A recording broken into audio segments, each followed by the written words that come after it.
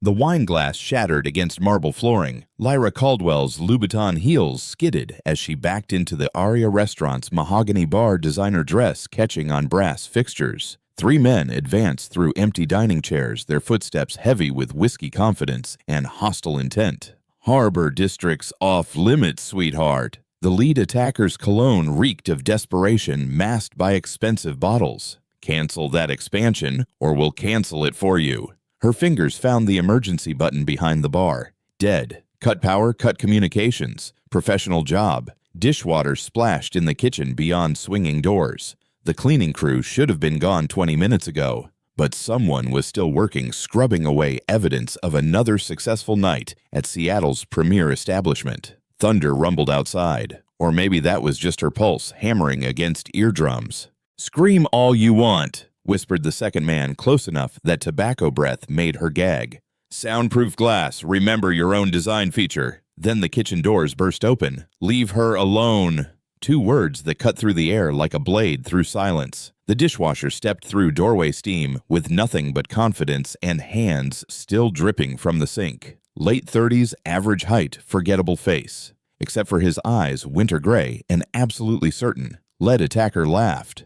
"Kitchen boy wants to play hero." What happened next took 4 seconds. A dinner plate spun through air, striking wrist bone with surgical accuracy. The heavy cast iron skillet didn't swing it positioned. Redirected momentum became an extension of movements too fluid for amateur training. Expensive shoes lost traction on wet marble, sending bodies crashing into furniture while chairs scraped and glass exploded in all directions. Silence. Something metallic chinged across the floor, rolling toward Lyra's feet. A silver pendant chain broken, catching overhead light like a fallen star. She stared, breathed, recognized. "Where did you get that?" The question that changed everything. Police questions lasted 2 hours. The same questions, different angles, fluorescent lights buzzing overhead like trapped wasps. Keon answered in monosyllables while his work shirt dried sticky with someone else's spilled wine. "Self-defense witnesses confirm your story." He nodded, signed the papers with steady hands, and walked out into the rain. His Honda coughed to life in the precinct parking lot. Dashboard clock, 1:23 a.m. Chloe would be sleeping tiny chest, rising and falling under cartoon blankets, medical equipment humming its electronic lullaby beside her bed. Rent was due Friday. The torn shirt needed replacing $43 at the uniform store. Money that should cover Chloe's lunch program for the week or her prescription refill next Tuesday, or the gas to drive her to cardiology appointments. Never all three, which meant constant juggling between basic survival and his daughter's medical needs. Rain drummed the windshield like impatient creditors. In his wallet behind Chloe's gap-toothed school photo lived a dog-eared prayer card she'd given him for Father's Day. "Keep Daddy safe at his important work." Important work that paid barely legal kitchen pay on split nights, enough to survive, never enough to breathe, and kept them one medical emergency away from bankruptcy. He folded the damaged shirt carefully, placed it under his seat like evidence of something he couldn't afford to lose. 3 floors above, in a corner office, someone was pulling his military records. The medication tasted like liquid pennies, but Chloe swallowed without complaint. She'd learned not to fight medicine before she'd learned multiplication tables. "Morning dose, sweetheart." "Hold still." Heart monitor beside her toddler bed beeped green numbers: 72 BPM, oxygen saturation 97%. Good numbers, expensive numbers, the kind that required insurance approval letters and payment plan negotiations with billing departments who spoke in copay codes. "Daddy, you're home early." Her voice carried that strange clarity. Sick children develop older than her 8 years, wiser than her prognosis. "Just finished early tonight." "Did you help someone?" Always that question, like she could smell heroism on his clothes. He tucked blankets around her small frame, careful not to disturb the heart monitor's adhesive patches on her chest. Her drawing pad lay open, crayon pictures of Daddy's work. Strange how her innocent sketches showed the restaurant kitchen with tactical precision, marking exits and sight lines like she'd inherited some dangerous instinct. Coffee machine gurgled. Bills waited on their card table like sentencing documents. Medical, rent, pharmacy, insurance, co-payments stacked in order of desperation. His phone alarm, 5:30 a.m. Time for her next dose. Work started again in 17 hours. Coworkers called him Ghost. because he vanished the moment shifts ended. Let them think he was antisocial. Better than explaining the truth. The time clock rejected his badge 3 times. Red error lights flashing system failure while a line of morning shift workers formed behind him, grumbling about overtime pay and bus schedules. Kian examined the electronic scanner. Paperclip from his pocket straightened with practiced precision. 2 quick insertions into the reset port following diagnostic protocols that most civilians wouldn't recognize. Green light flickered on and the system hummed back to life. Lucky guess, he told Rosa, the bread baker, who always saved day-old rolls for Chloe. But Miguel, the floor manager, watched from across the kitchen, notepad in hand, recording details that didn't fit standard employee profiles. Electronics knowledge, movement patterns, the way Kian positioned himself near exits during staff meetings, details that painted pictures of training most dishwashers didn't possess. Industrial sprayer hissed to life, drowning conversation in white noise and soapy steam. Plates clattered into sanitizing cycles. Another day invisible in plain sight. Chloe's school pickup in 6 hours. Cardiology appointment Thursday. Prescription refill dependent on insurance approval. Always 3 urgent problems competing for 2 available solutions. A manager who noticed dishwashers don't usually debug electronics. 3 floors above the dish pit, Lyra Caldwell stood in her corner office, surrounded by the evidence of success that suddenly felt fragile. Floor-to-ceiling windows framed Seattle's skyline, but her attention focused on a single manila folder spread across mahogany desk space that cost more than most people's cars. Military service records. Combat medic Kian Calder discharged 8 years ago after 3 tours in Iraq. Commendations for valor field surgery and something called extraordinary courage under enemy fire. The photograph showed younger eyes, but the same winter gray certainty she'd witnessed in her restaurant. Her father's war journal lay open beside the official documents, yellowed pages filled with shaking handwriting from his final months. Cancer had stolen his strength, but not his memories of the man who'd pulled him from a burning Humvee outside Fallujah. The Silver Angel, he'd called him. Split his lucky pendant in half, gave me 1 piece to remember that someone still believed in miracles. She lifted the small jewelry box from her desk drawer, revealing the other half of the pendant that had fallen in her restaurant. The engravings matched perfectly 2 halves of a prayer in Arabic, separated by war, reunited by chance. Or maybe not chance at all. Her phone buzzed with the 4th hostile call this week. Harbor District Development pressing for her expansion plans to die quietly. 1% reputation damage can destroy an entire restaurant empire, they'd reminded her. Especially when that damage involves the wrong kind of publicity. But looking at her father's handwriting, she realized some debts transcended business calculations. The elevator descended to kitchen level with the smooth efficiency of German engineering, but Lyra's pulse hammered against her collar like she was heading into combat instead of a conversation. Steam billowed through swing doors as dinner prep began the organized chaos of professional cooking, filling the air with knife work and flame kisses. She found him at the dish station methodically scrubbing industrial cookware with the same precision he'd used to dismantle 3 grown men. Water cascaded over scarred forearms, and she noticed how he positioned himself to see both entrances without appearing to watch anything at all. "We need to talk about the pendant." Kian's hands never paused in their work, but something shifted in his posture. The difference between a soldier on guard duty and one expecting enemy contact. "Don't know what you mean." "My father was Lieutenant Colonel James Caldwell, 3rd Infantry Division. Ring any bells?" The dish sprayer went silent. He turned slowly, and she saw recognition dawn in those winter eyes. Not surprise, but the careful acknowledgement of someone whose cover had been blown by forces beyond his control. "He saved my life 3 times over the years," Kian said quietly. "Iraq was complicated. People did what they had to do." He told me about the medic who wouldn't let him die, the one who split his lucky pendant and said that half belonged to the family of any soldier he'd saved. She pulled her father's piece from her pocket silver-catching kitchen fluorescent light. "He spent his last months trying to find you, wanting to return this." Kian stared at the pendant half like it might explode. He wanted to thank the man who made it possible for him to come home and raise his daughter. The weight of generational debt settled between them like smoke. Across the city, Ronan Ashworth studied surveillance photographs spread across his private office desk like battlefield intelligence. Harbor District Development had invested too much money and political capital to let a chef with idealistic expansion plans destroy their carefully orchestrated neighborhood acquisition.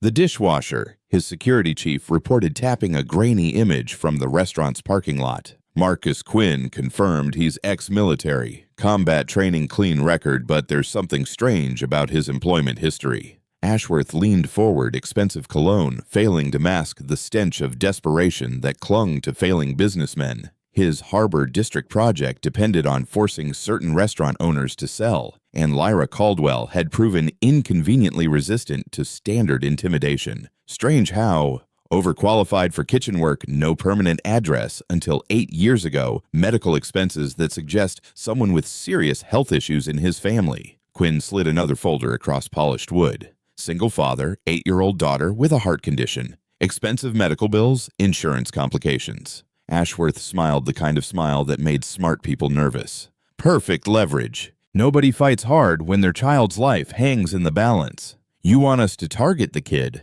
I want us to remind him that heroes who protect the wrong people sometimes lose what matters most. He stood straightening his Italian suit like armor for the coming battle. Schedule a meeting with Ms. Caldwell for 4 p.m. Time to deliver a message about the consequences of refusing reasonable business proposals. But he didn't know that 3 floors below a combat medic was remembering what it felt like to have something worth protecting. The morning medication ritual had become Chloe's earliest memory liquid medicine that tasted like metallic pennies, heart monitor patches that pulled at her skin, and Daddy's gentle hands that never shook no matter how tired he looked. She swallowed the bitter dose without complaint because 8-year-olds with failing hearts learned early that fighting medicine only made everything worse. Good girl.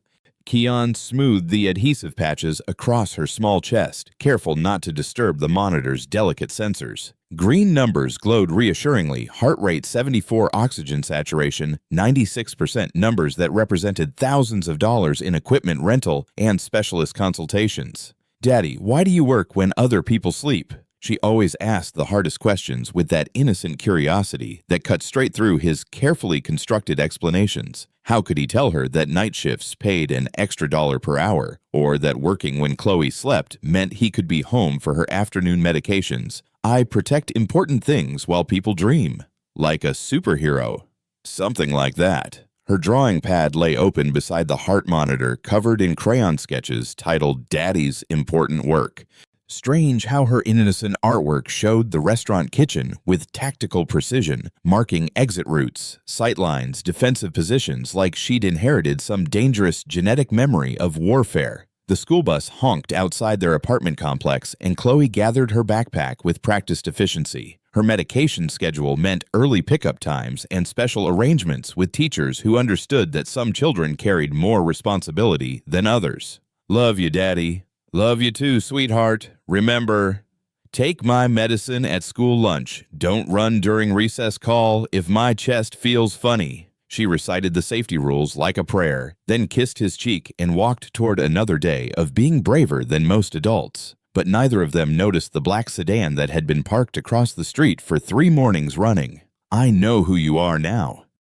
Lyra's words hung in the kitchen steam like a challenge. But Keon continued scrubbing cookware with steady hands that revealed nothing about the calculations running behind his eyes. Recognition changed everything. Blue covers created complications, forced decisions between safety and honesty.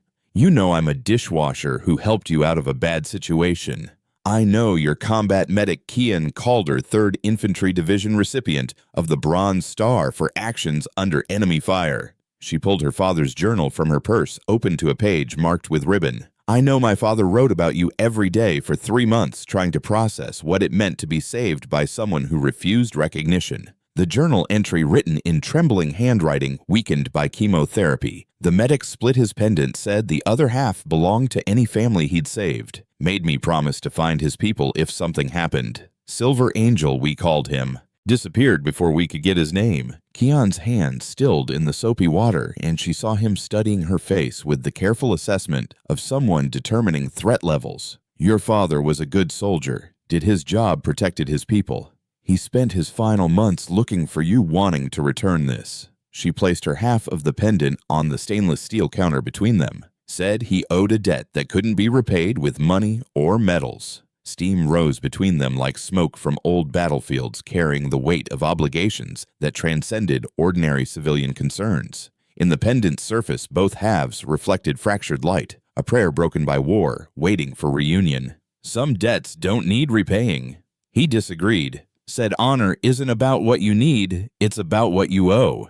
She studied his scarred hands, noting calluses that came from more than dishwashing. Why are you really here, Kian? The question that would change everything if he chose to answer it honestly. The black sedan had been idling outside Chloe's elementary school for 20 minutes when Kian arrived for pickup duty, and everything about its placement triggered alarms developed through 3 tours of urban warfare. Wrong angle for parent pickup tinted windows that prevented identification, engine running, despite posted no idle signs. Professional surveillance, not casual observation. He parked 3 spaces away, maintaining visual contact while appearing to check his phone like any other parent, killing time before dismissal. The sedan's occupants hadn't noticed him yet, focused instead on the school's main entrance where children would emerge in 15 minutes. His daughter's medical condition made her recognizable, smaller than classmates, careful movements that conserved energy, the special backpack that carried emergency medications. Anyone targeting her wouldn't need to guess which child belonged to the dishwasher who'd interfered with Harbor District business. The school bell rang across empty playground equipment, and children began streaming toward waiting cars and buses. Chloe appeared in the doorway, moving with that cautious pace that meant her heart was working harder than usual. She spotted his Honda and waved gap-toothed smile bright enough to power the city. 2 men in expensive suits emerged from the sedan, moving with the casual confidence of people accustomed to intimidating civilians.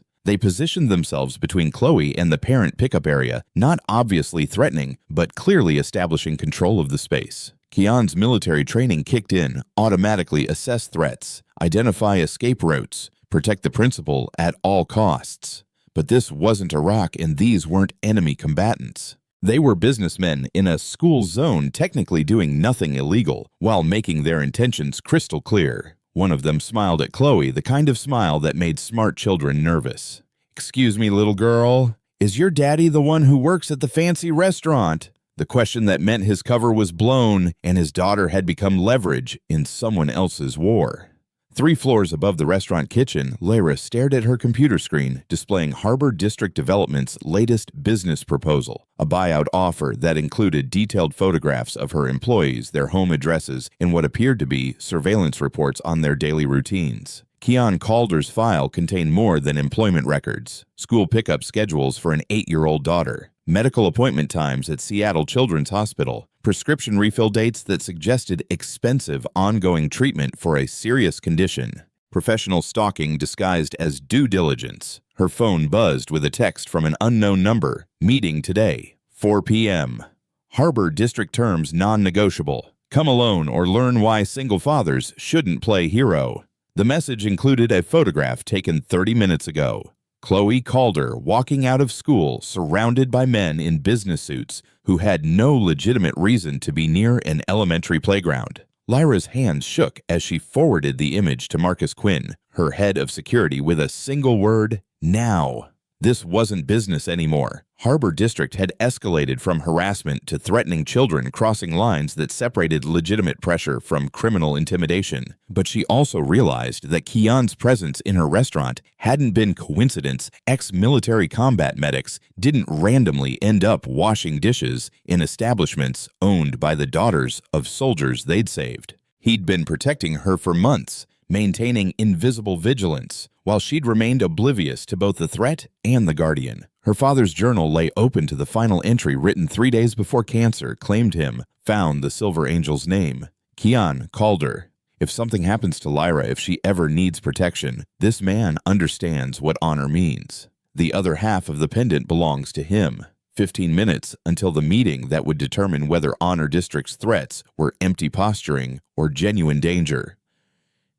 But first, she needed to warn the man who'd already sacrificed too much for her family's legacy. The elevator descended toward a conversation that would change everything. The playground erupted into chaos at exactly 3:15. Kian moved through the crowd of parents and children like water flowing around obstacles, his training calculating angles and distances, while his heart hammered against ribs that remembered other battlefields. The two suits had cornered Chloe near the monkey bars, their expensive shoes trampling sandbox sand while they crouched to her eye level with practiced predatory smiles. "Your daddy's a real hero, isn't he?"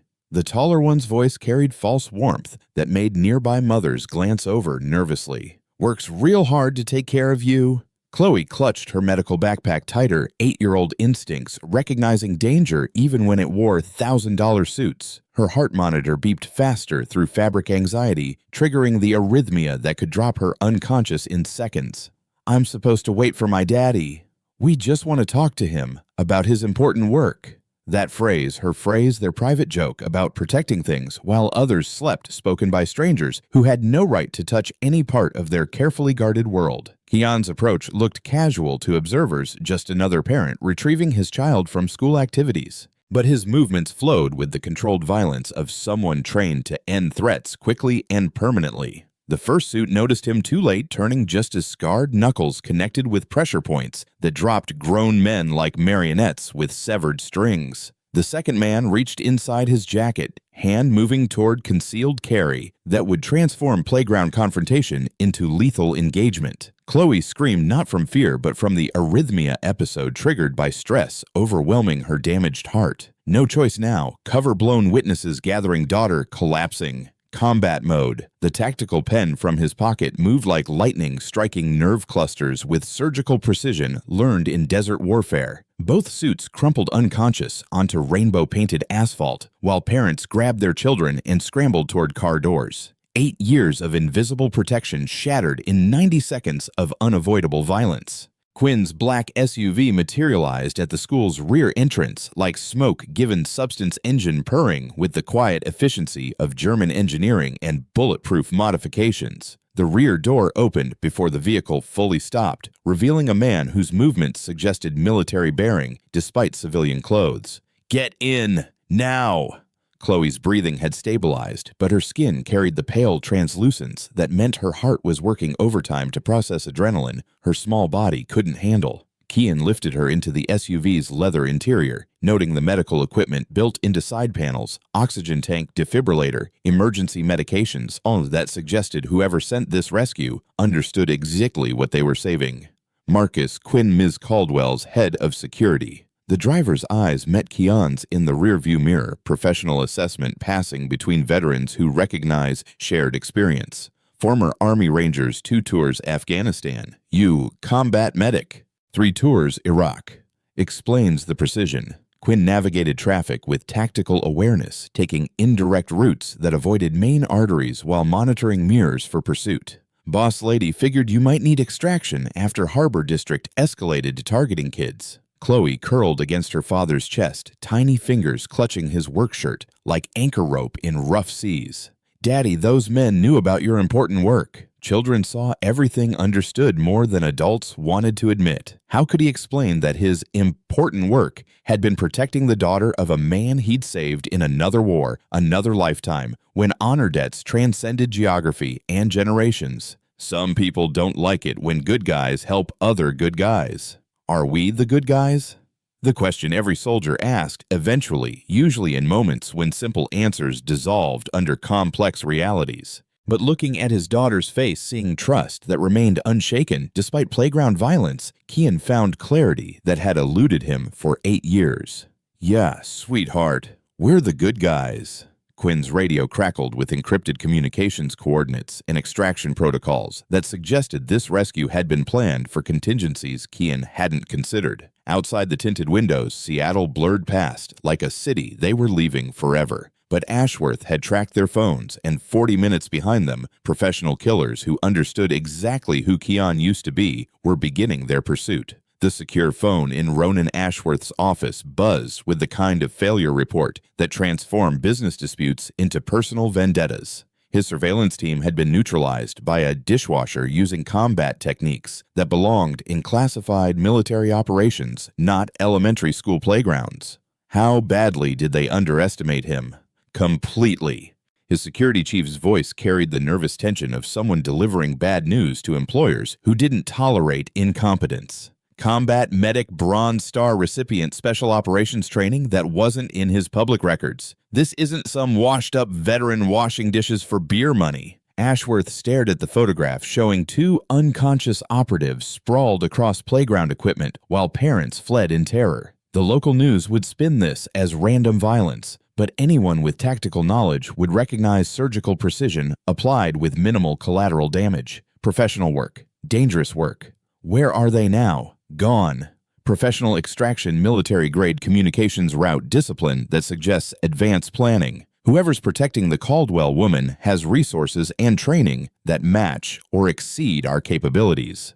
The Harbor District project represented 18 months of planning political corruption and financial investments that couldn't be written off as business expenses. Too much money had changed hands, too many officials had been purchased, too many competitors had been eliminated through methods that wouldn't survive federal investigation. Then we escalate beyond business pressure. Ashworth opened his desk drawer, revealing contact information for the kind of contractors who solve problems that legal channels couldn't touch. Hire the Kosovo team. Greenlit a Tier 1 team on an emergency retainer. No paper trail, no second chances for military-grade operators. $8 million to ensure that combat medics who interfere with legitimate business operations understand the consequences of heroism.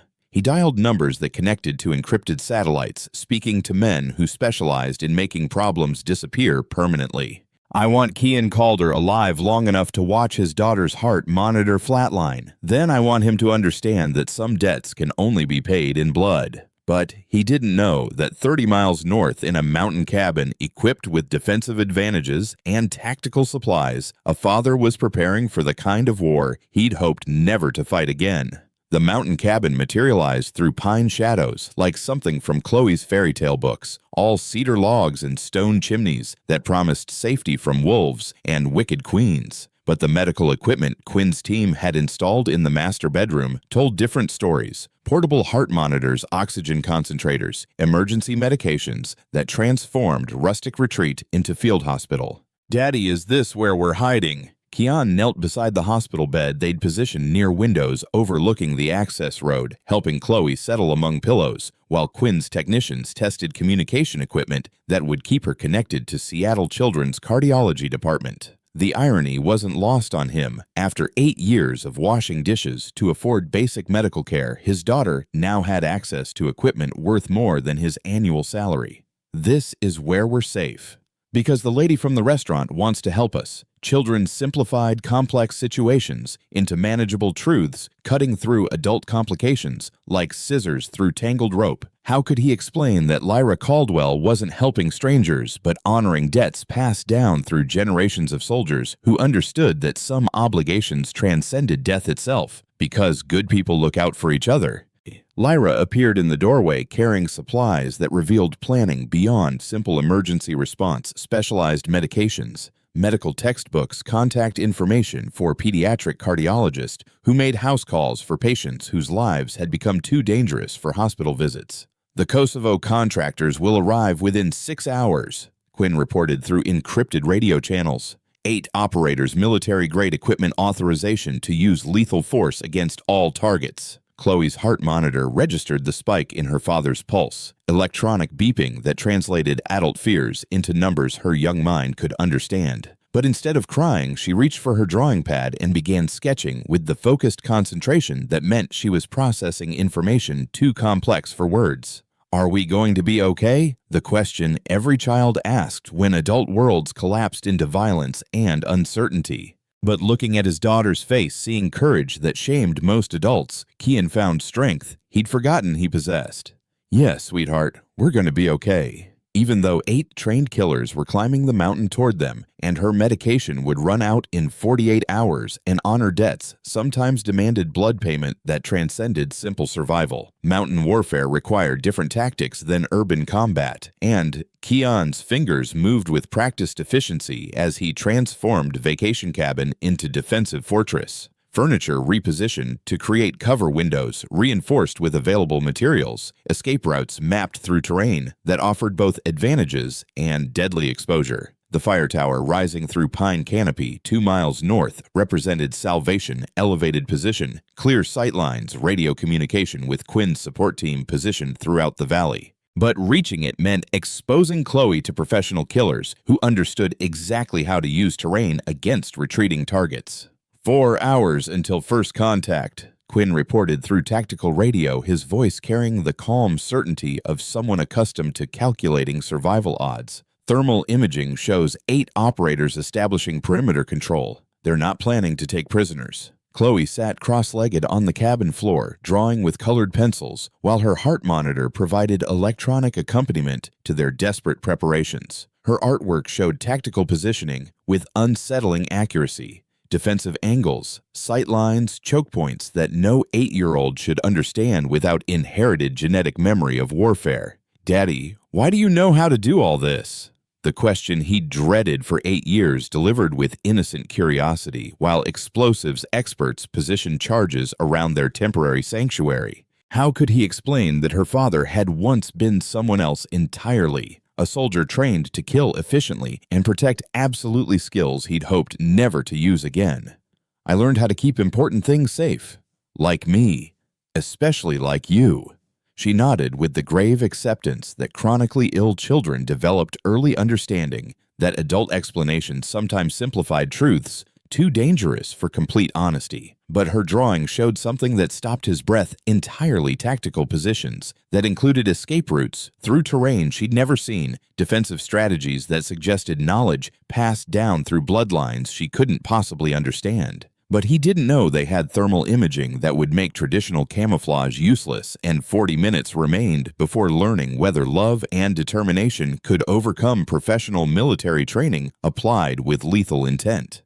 The weight of generational obligation settled across Lyra's shoulders like armor forged from father's stories and children's futures, each decision carrying consequences that would echo through bloodlines she was only beginning to understand. Chloe's quiet questions about good guys and bad guys revealed wisdom that shamed most adults, forcing moral clarity in situations where business ethics dissolved under survival imperatives. "Are you the good guy?" 8 words that transformed everything. Not "are we winning" or "will daddy be okay?" but a child's assessment of cosmic justice that demanded honest answers from adults whose lives had become too complicated for simple truths. Kian's expression shifted through emotions that belonged in confession booths rather than combat zones: shame, pride, determination, and something deeper that might have been redemption seeking form through protective violence. He knelt beside his daughter's hospital bed, scarred hands gentle against skin that carried monitor patches like technological prayer beads.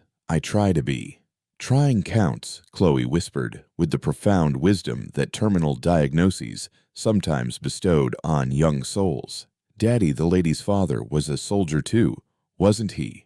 Children saw connections that adults missed, cutting through complexity with intuitive understanding that made Lyra's throat constrict around words that wouldn't form properly. How could an 8-year-old recognize inherited honor when grown men failed to understand obligations that transcended generations? "He was, and your daddy saved his life, so now we save each other." The simplicity that revealed ultimate truth. Honor wasn't complicated transaction requiring legal documentation. It was recognition that some debts created family bonds stronger than biology, stronger than time, stronger than professional killers who measured loyalty in monetary compensation rather than moral obligation. Outside the cabin windows, night vision scopes tracked movement through pine shadows, while countdown timers measured remaining minutes before violence transformed philosophical discussions into survival calculations. But inside, 3 people who'd found each other through warfare and circumstance were discovering that family bonds could be forged in crisis rather than inherited through bloodlines.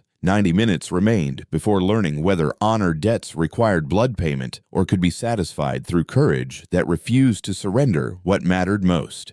The Ghost nickname had followed Kian through 8 years of deliberate invisibility, but tonight it carried different meaning as he moved through pine shadows with the fluid silence that had kept him alive through 3 tours of urban warfare. His daughter's innocent drawings had revealed tactical knowledge inherited through genetic memory, showing defensive positions and escape routes that suggested bloodline wisdom passed down through generations of warriors. Lyra's father's journal entries painted pictures of silver angels who appeared during impossible moments, splitting lucky pendants to share protection among soldiers who might not survive the next engagement. Honor debts that transcended military service, creating obligations that followed families through decades of peace and prosperity. The anniversary dinner tradition, Lyra whispered through encrypted radio channels, her voice carrying revelation that connected present danger to generational obligation. Every year, my father honored fallen soldiers by setting empty places at our table. He always said heroes deserved recognition even when they couldn't accept it in person.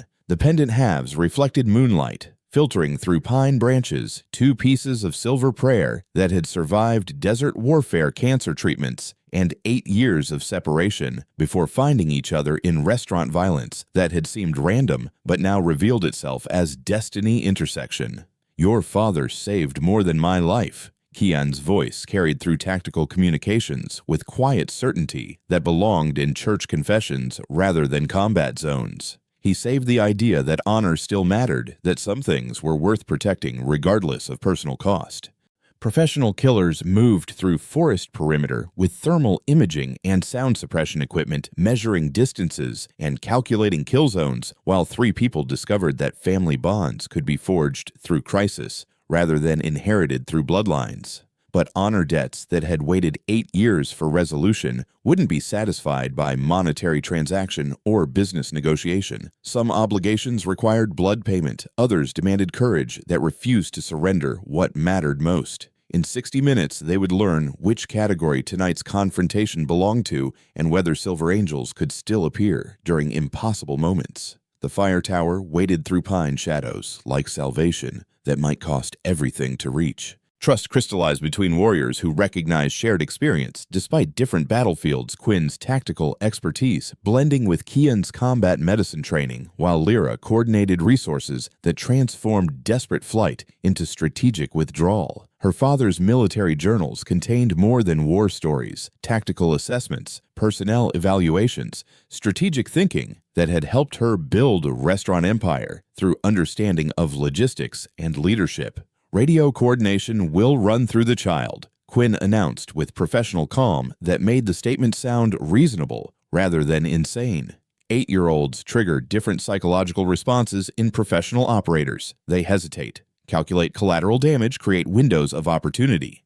Chloe's drawing pad revealed tactical knowledge that defied explanation. Fire tower approaches marked with colored pencils defensive positions that showed inherited understanding of terrain advantages and exposure risks. Her heart monitor provided steady electronic rhythm that translated courage into numbers, proving that bravery could exist despite physical limitations.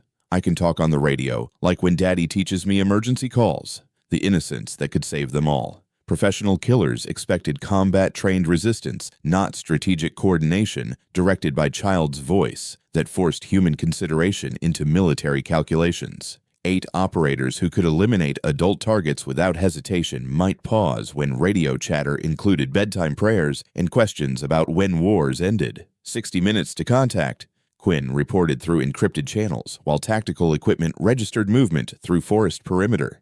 All elements positioned extraction helicopter inbound, but window closes at dawn regardless of tactical situation. Power balance had shifted from business intimidation to military engagement, but also from desperate protection to coordinated defense that included resources Kian had never imagined possessing. 8 years of washing dishes to afford basic medical care had ended, replaced by alliance with people who understood that honor debts sometimes required everything to satisfy properly. Together, they had 60 minutes to reach salvation that might cost everything to achieve. Fan Doan 7 CAO Treo, set piece. Try Luke Dow, 15%.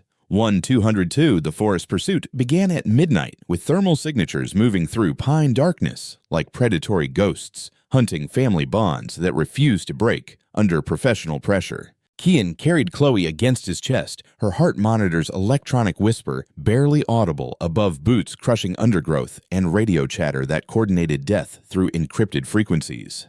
8 contacts, full tactical gear approaching from southeast quadrant. Quinn's voice cut through their earpieces with clinical precision that belonged in operating theaters rather than mountain warfare. Fire tower 2 clicks north elevation advantage crucial for extraction window. Branches whipped against Kian's face as he navigated terrain that combined childhood memories with combat training, every footstep calculated to minimize sound while maximizing distance from thermal imaging that could track body heat through forest canopy. Chloe's breathing remained steady despite exertion that pushed her damaged heart beyond safe parameters, 8-year-old courage that shamed most adults. "Daddy, they're talking on radios like soldiers." Children heard everything, processed information with clarity that adult stress often obscured. The Kosovo contractors weren't businessmen playing at intimidation. They were professional killers who understood exactly how to eliminate families that threatened carefully constructed criminal enterprises. "Just like soldiers, sweetheart. But we're better." Gunfire erupted behind them, muzzle flashes strobing through pine shadows as Quinn's diversionary tactics drew pursuit away from their escape route. Professional warfare conducted with military precision, while 8-year-old listened to violence that would reshape her understanding of adult worlds forever. Her drawing pad abandoned at the cabin had shown tactical positioning with unsettling accuracy, defensive angles, and escape routes that suggested inherited wisdom passed down through generations of warriors who understood that survival sometimes required embracing violence to protect innocence. Contact left 200 meters. Quinn's tactical update crackled through static that barely masked combat breathing and weapon reloads. Primary route compromise switching to alternate extraction. Pine needles rained down as high-velocity rounds shredded branches overhead professional marksmanship that herded them toward predetermined kill zones, while helicopter rotors began their distant approach toward extraction that might arrive too late. 30 minutes to reach fire tower salvation through forest that had become battlefield carrying daughter whose life depended on medical equipment they'd left behind, and courage that refused to surrender what mattered most. The fire tower rose through pine canopy like steel prayer reaching toward stars that witnessed generational honor debts coming due through violence that transcended business calculations. Kian's lungs burned with altitude and adrenaline while Chloe's weight seemed to diminish rather than increase, 8-year-old frame somehow lighter when carried by father who'd rediscovered purpose beyond mere survival. "Tactical position achieved," he reported through radio static that barely carried over weapon fire, echoing through valley below. "But we're surrounded." 8 contractors had established perimeter control with overlapping fields of fire that turned fire tower into prison, rather than sanctuary professional positioning that eliminated escape routes while maintaining clear sight lines for coordinated assault. Military tactics applied with lethal efficiency against family that had committed no crime, except honoring obligations that transcended monetary compensation. "I can work the radio, Daddy." Chloe's offer carried innocent wisdom that cut through tactical complications like scissors through tangled rope. Professional killers expected adult coordination, military communication protocols that followed predictable patterns. Child's voice on tactical frequencies might create hesitation that transformed split-second advantages into survival opportunities. Remember what Quinn taught you about emergency calls? Clear voice, important information. First, stay calm even when scared. Her heart monitor registered elevated pulse that translated fear into electronic rhythm, but her hands remained steady as she accepted radio equipment with gravity that belonged in adult situations rather than childhood games. 8 years of medical emergencies had taught her that panic made everything worse, that courage sometimes meant speaking clearly when adult worlds collapsed into chaos. "This is Chloe to helicopter pilot. Daddy says we're in the tall tower with the bad guys around us, but we're the good guys, and we need help getting home for my medicine." Static crackled with responses from extraction team Quinn's tactical coordination and something else, professional hesitation from contractors who'd expected military resistance rather than child's voice requesting basic human decency during manufactured crisis. Contact northeast approach. Gunfire resumed with renewed intensity, muzzle flashes strobing through darkness, while thermal imaging tracked movement that might represent salvation or elimination, depending on variables beyond their control. 15 minutes until extraction window closed, regardless of tactical situation, caring 8-year-old whose courage had become tactical asset in warfare that demanded blood payment for honor debts passed down through generations. Ronan Ashworth's personal arrival transformed business intimidation into vendetta that transcended rational calculation, his expensive sedan navigating forest access roads, while rage overwhelmed common sense that should have prevented civilian involvement in military operations. Harbor District's financial investment demanded resolution, but wounded pride required personal witness to consequences that awaited people who interfered with legitimate business enterprises. "Bring me the father alive." His voice cut through tactical communications with authority that belonged in boardrooms rather than combat zones. "I want him to watch his daughter's heart stop before we discuss proper business relationships." Professional killers understood psychological warfare, but Ashworth's presence complicated tactical situation by introducing civilian authority into military operations that required split-second decisions without committee consultation. 8 contractors who could eliminate targets efficiently now hesitated between professional protocols and employer demands that bordered on psychotic obsession. Kian recognized the voice through radio intercepts civilian arrogance that had no place in warfare where hesitation killed families and honor debts sometimes required blood payment from people who'd never worn uniforms or understood military sacrifice. 8 years of washing dishes while protecting Lyra from invisible threats had ended, replaced by direct confrontation with evil that wore expensive suits rather than enemy uniforms. "Some debts can only be paid in blood," Chloe whispered into radio static, her 8-year-old voice carrying words that had opened their story through restaurant violence that now revealed itself as destiny intersection rather than random encounter. The pendant halves caught starlight filtering through forest canopy, 2 pieces of silver prayer that had survived desert warfare and cancer treatments before finding each other during mountain siege that would determine whether honor transcended generations or died with families who'd inherited obligations too dangerous to fulfill. But not our blood, sweetheart. Never our blood. Helicopter rotors grew louder through pine shadows while gunfire intensified below professional warfare, reaching crescendo that would resolve generational debts through courage rather than violence, moral victory that proved silver angels could still appear during impossible moments when ordinary people chose extraordinary sacrifice. 5 minutes until extraction completed honor obligations that had waited 8 years for resolution-carrying child whose inherited wisdom had become tactical advantage in war between business corruption and military honor that refused to surrender what mattered most. 3 months later, the new office overlooked Seattle's harbor through floor-to-ceiling windows that framed cargo ships and possibility rather than threats that had once lurked in every shadow. Kian adjusted his security director nameplate while Chloe arranged art supplies across the conference table that doubled as her afternoon homework station, medical equipment humming quietly in custom-built alcoves that transformed corporate space into family sanctuary.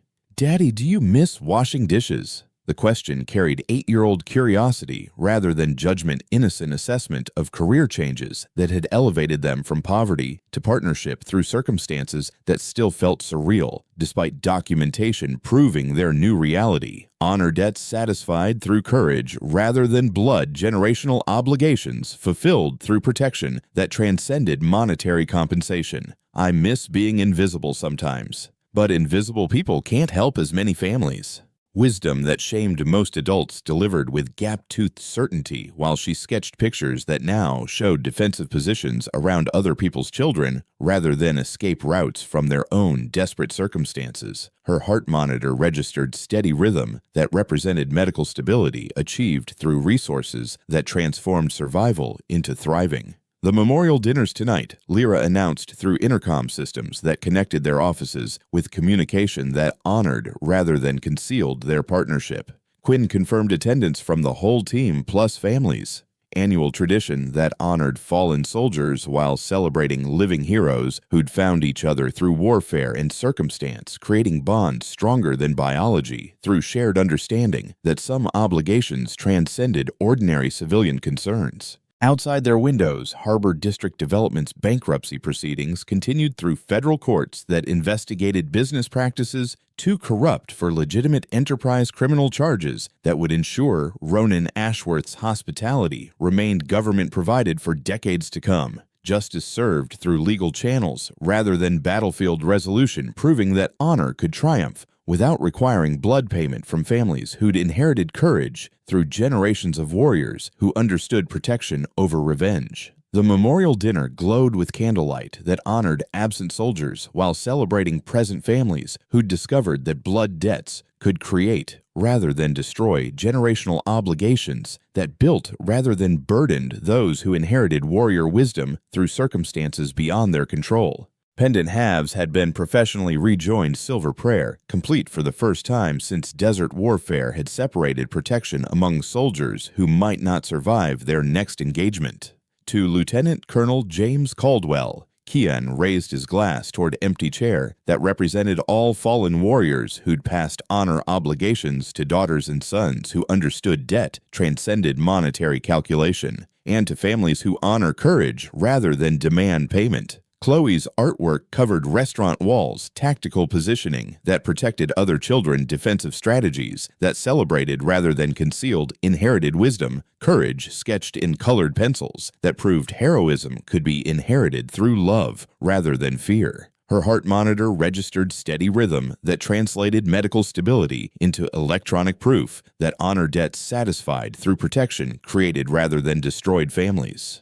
"Are we still the good guys?" she asked with 8-year-old directness that cut through adult complexity like blade through silk. "Always, sweetheart, always." Outside memorial windows, Seattle's harbor reflected lights that suggested possibility rather than threat. Future generations who might inherit warrior wisdom through circumstances that celebrated rather than concealed inherited courage. Honor debts satisfied through protection rather than payment, family bonds forged through crisis rather than biology. Some obligations transcended death, creating rather than consuming those who understood that silver angels appeared during impossible moments when ordinary people chose extraordinary sacrifice for families they'd found rather than inherited through bloodlines that connected hearts across generations of warriors who refused to surrender what mattered most. Honor debts can span generations and transform strangers into family through shared understanding that some obligations require courage rather than payment. Have you ever discovered unexpected connections that changed your perspective on what family really means? Rate this story 1, 10, and share a moment when gratitude became something deeper than simple thanks.